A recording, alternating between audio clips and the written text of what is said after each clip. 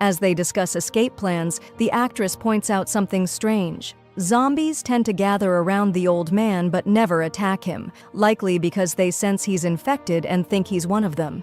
This gives the boxer an idea. Why not send the two bitten teammates to operate the lift? They're going to turn anyway, so there's nothing to lose. The plan is agreed on. The two bite victims successfully operate the lift, clearing more cars from the path. The team decides to keep them alive for now to use their help, but ties their hands and gags them just in case they turn suddenly. They leave the tent and reach the car. John starts it, but the noise again draws zombies. The old man provides cover fire with his gun, allowing them to escape the garage. Relieved, they drive away, but the old man stays behind, tears in his eyes. Not wanting to turn into a zombie, he chooses to end his life. The team drives through the night until dawn, eventually heading toward the nearest village to rest. But they notice that the two bitten teammates are starting to show more advanced symptoms. They decide to keep them anyway, hoping they might find a cure.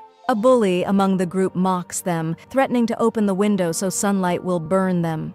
The girl snaps back, "Do you think I'm a vampire?" She warns that when she turns, he'll be the first she bites. Frightened, he tries to convince the others to throw her out of the car, but the rest of the group refuses. Tensions rise, and they decide they need a clear leader whose orders everyone will follow. The actress suggests the soldier, brave, disciplined, and trained to handle crises. Everyone agrees, but when they check their supplies, they realize their food and water are running dangerously low. Then they spot two crashed cars up ahead and decide to investigate. Approaching cautiously, they find a dead girl in one car. At least she seems dead, until she suddenly turns into a zombie. Luckily, her seatbelt keeps her restrained.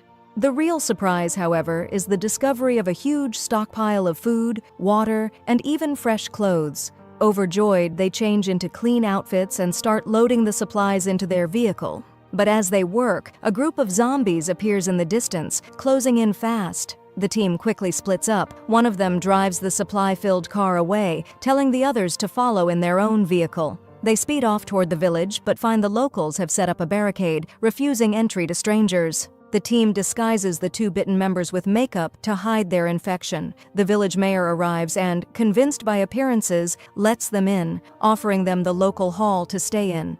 A table is set with plenty of food, and the team is moved by the villagers' generosity. They all eat happily, until they notice a woman crying over her recently deceased husband. They don't think much of it and keep eating, but the boxer hears strange noises from a coffin. The mayor quickly insists the sound is coming from outside. The soldier, however, notices the woman is only pretending to cry. Suspicious, he warns the group that something isn't right, but no one believes him. The villagers seem so kind. The mayor personally escorts them to their sleeping quarters. The group is grateful, but they worry the bitten two might turn during the night, so they keep their distance.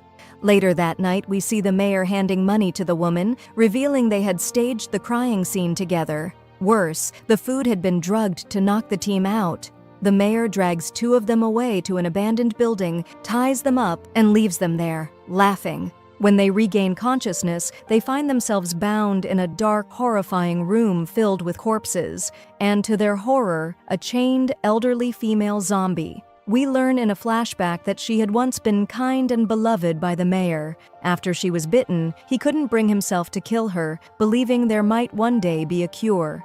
Instead, he locked her away and periodically brought her meals. Sometimes a man, sometimes a woman, sometimes even two people at once. And now, the team members are his latest offering. Back in the present, the team realizes they've been kidnapped. The soldier manages to cut through his ropes, freeing himself and the others, only to find the door locked from the outside. Fortunately, the two bitten teammates had been left outside the room. Hearing their friends' calls, they wake up, though the virus has spread further through their bodies, making their movements zombie-like. Still, in what may be their final moments as humans, they decide to help the team escape.